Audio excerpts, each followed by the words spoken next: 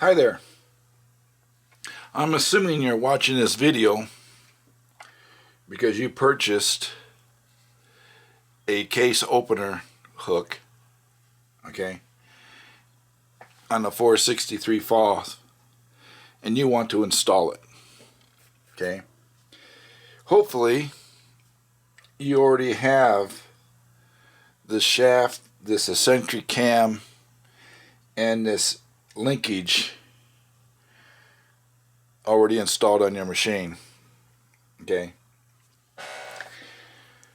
The book and instructions for what they want us to do it back asswards, okay. So if you follow the book, you're gonna have to do it in 2 steps. If you do it, I don't like to say my way, but if you know what it is you're adjusting, this is how you're going to do it, okay? Ensure before you do anything that screw is tight. It doesn't need to be adjusted, but it does need to be tight. And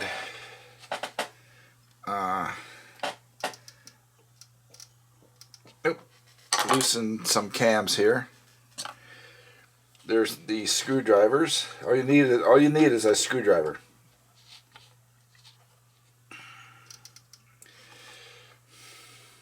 Oh, that one wasn't even tight. It's a good thing I'm doing this.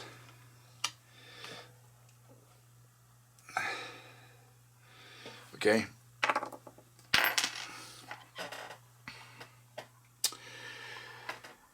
This cam right here is, if you could see how it's moving this dog bone in and out, okay? See how it's moving it in and out? Okay, what that cam adjusts is the rotation, the left and right movement. That's all this does. That's what this cam is going to adjust, okay? Is that movement right there, okay?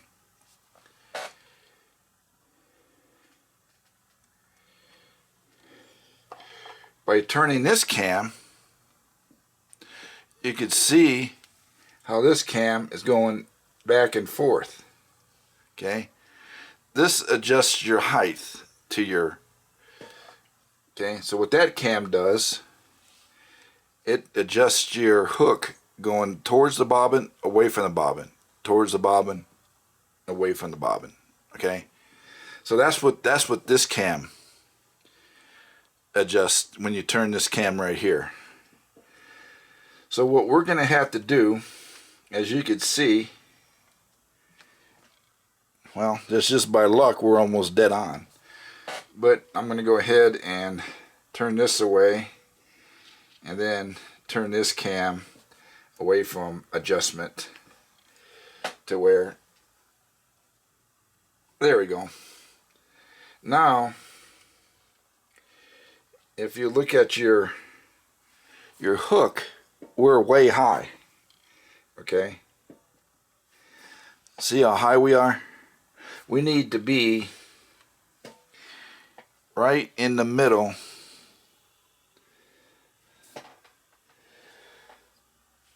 of this right here. This is the catch that we want the hook to catch on, okay? That hook right there. And I will have this zoomed in when I do the video so you can see, okay? I will zoom in on it when I edit it. But you want to draw that hook right there on that little knob, okay? So in order to do that, the first step we have to do is adjust the height, okay? It doesn't matter where your needle bar is located at right now, okay? All we're doing is worrying about the height. We're not timing it, we're just adjusting the height. Now if you ordered a hook, you probably received a lock collar. purpose of this lock collar is once you get your hook adjusted, okay, there's this screw right here on this lock collar. You can see that screw right there. Okay, what that does, this pin on the back of your hook here, oops, see that pin? That rides on top of this screw like so as a stop, okay? And that way, when you have your hook adjusted, you set your pin on that screw, and then if you have to remove your rotary hook for any reason whatsoever, all you have to do is unloosen this lock screw right here, pull off your case opener hook, and you could remove your rotary hook without messing up any adjustments. Then when you put a new rotary hook in, or for what reason you had to take out your rotary hook, you just slide this in, okay, and you just set that pin on top of that screw, which I will show you later, okay, and that's all you got to do. And then you just put it against that screw, tighten it down, then you're already adjusted. Okay, so right now, let's stop farting around, and let's go ahead and get this thing set up for height. Okay, so all I'm going to worry about is just the height of it. Okay. Now, I like to go full left position, which means that I need to have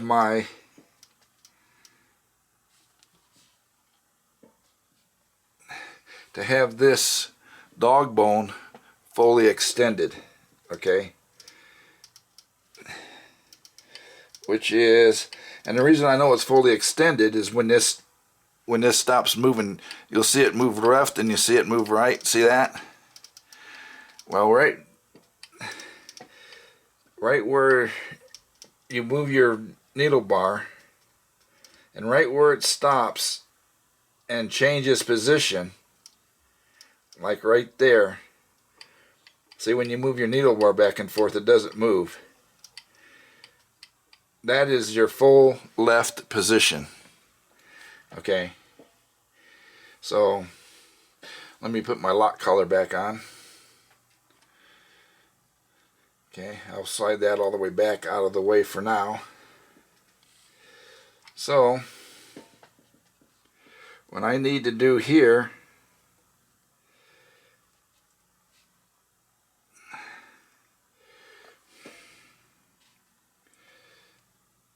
okay, to get the height adjusted, let's see here, let me do it this way. Okay, that's low. Okay, let me keep on turning it.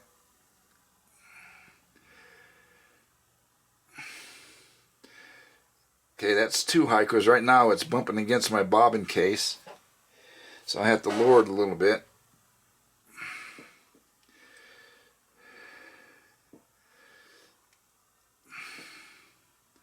So I want it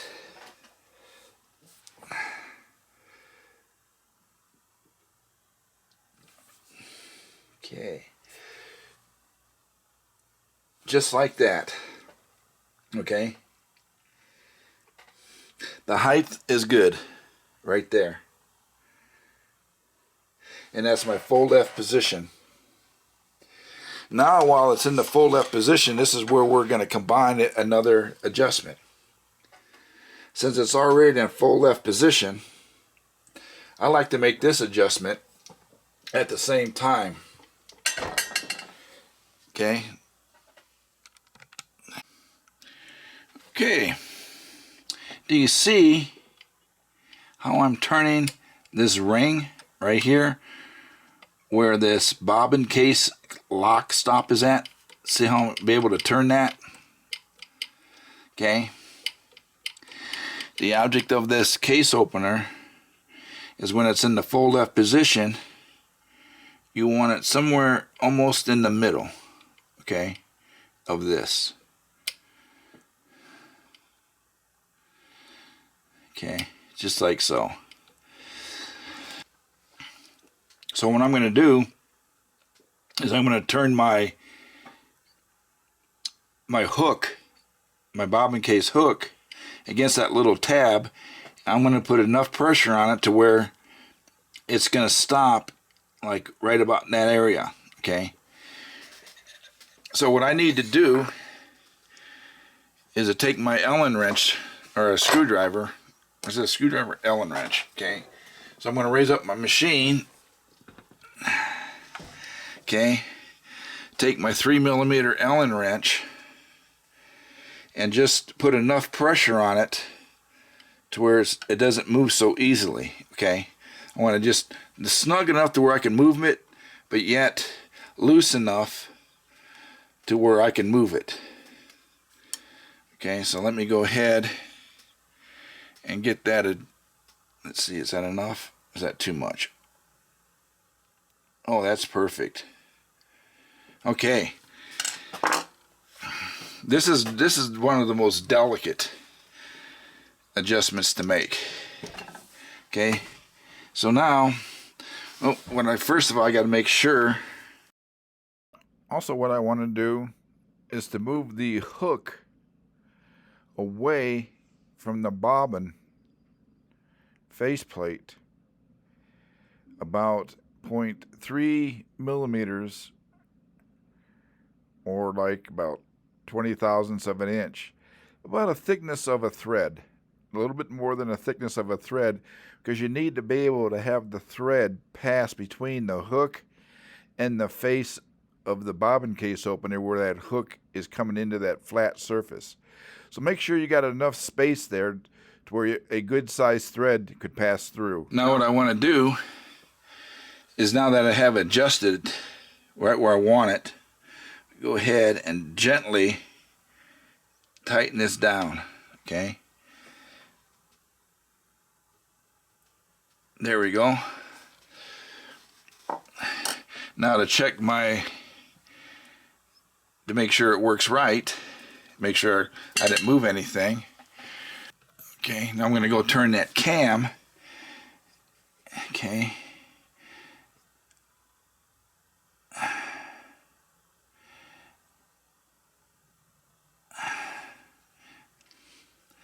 There's full left. Okay. Keep coming. And there we go.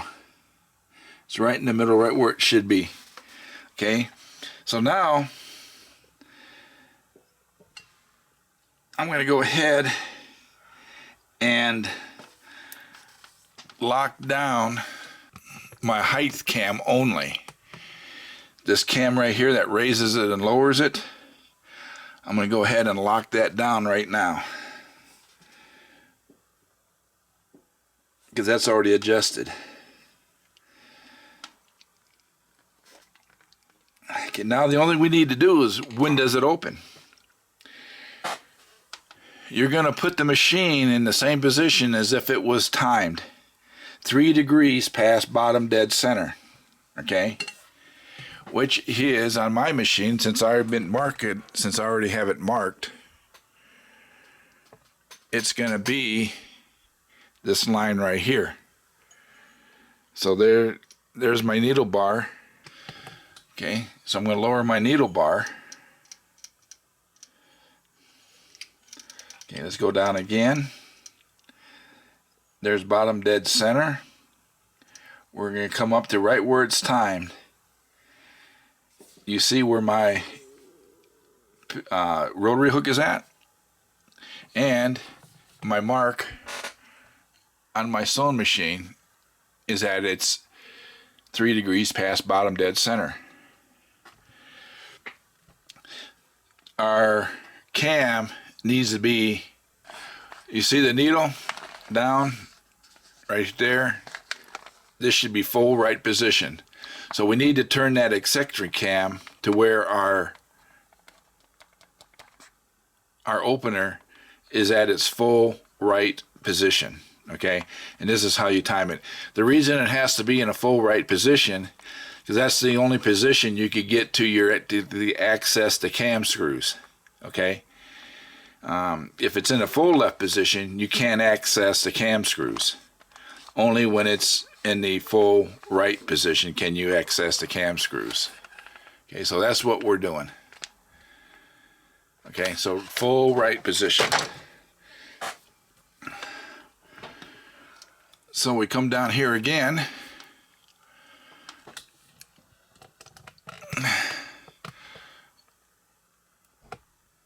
And I wanted to go full right position.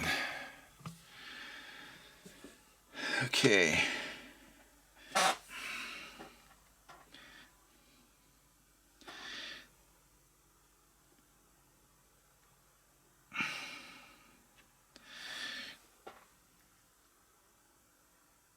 There it is right there. And you want to make sure that it's not rubbing on your rotary hook right there, okay? If it is, then you have your hook set not, okay, it's not right. So this is where you want to be. So let me go get it full right position again. Okay, full right position. 3 degrees top dead center, which is right there. And full right, which is right there. Let me get my screwdriver. Hold this.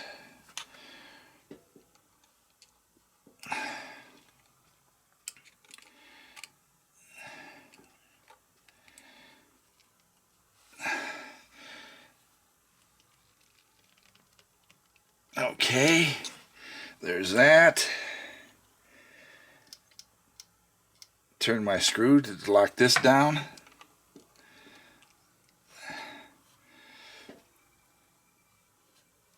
Okay, that's locked.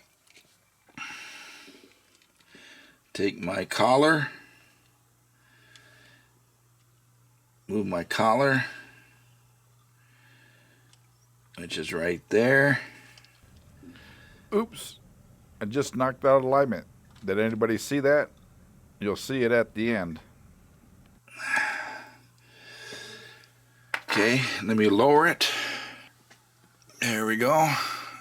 Let me check my adjustments.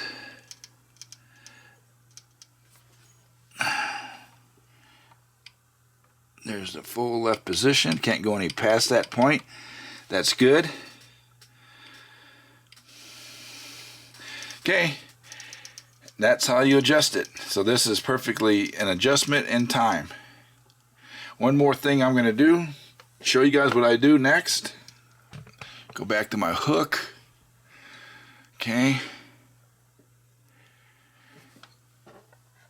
Take my 3mm wrench. I'm going to go ahead and loosen this.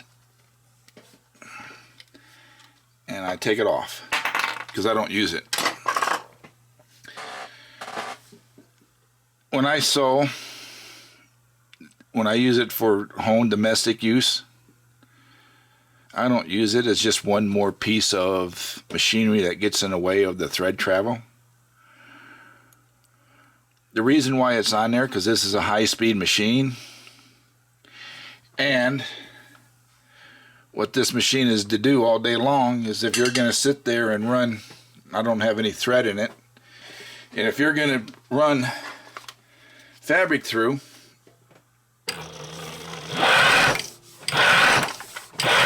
all day long, just like this.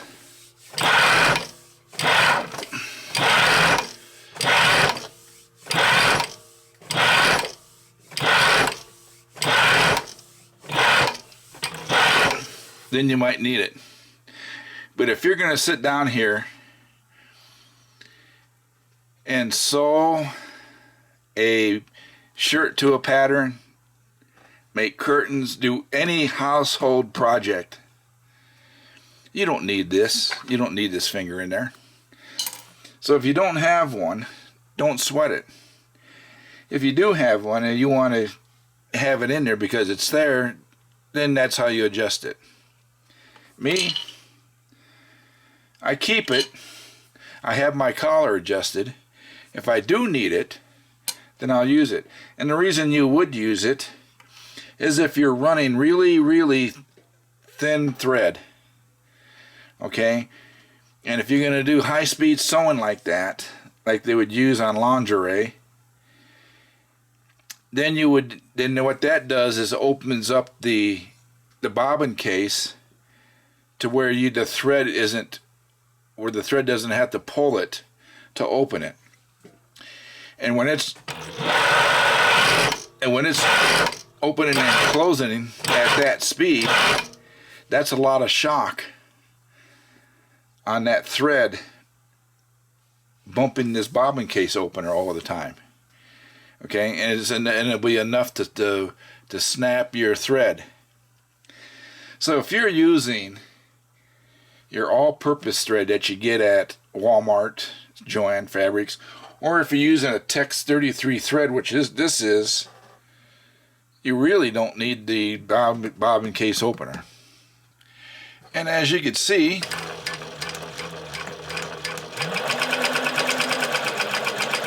it works fine without it.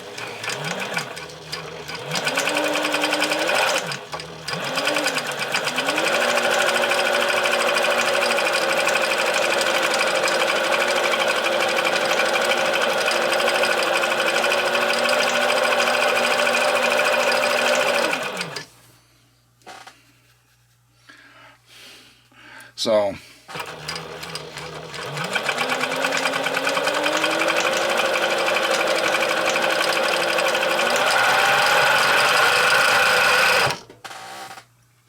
there you have it. Also, when you sew, do not go overboard on using every hole that you need for your thread guides. Okay, what I do, I have a simple setup. I come off just a tabletop span right up there. See that? Thread comes down, goes through one hole. I don't go through two holes. It just goes through one hole, through my thread lubricator, through one hole, through a little pre-tensioner, okay, comes down through the cable tensioner, okay, through your check spring, through the guide, through another guide, through your pickup arm, through this guide, behind this, and my needle bar guide, and then my needle. You do not need to go loop-de-doo, loop-de-doo, loop-de-doo. You're just putting too much stress on your thread when you do that. Just the least amount your thread has to travel through, the longer your thread will last without breaking. Okay?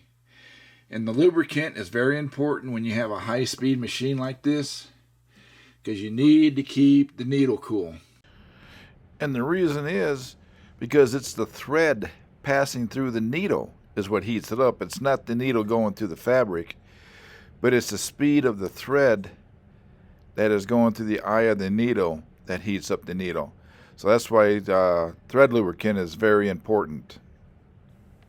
So that's how you do it. One hole thread lubricator. You want to keep it as simple as possible. No sense overdoing it. Okay. Thanks for watching.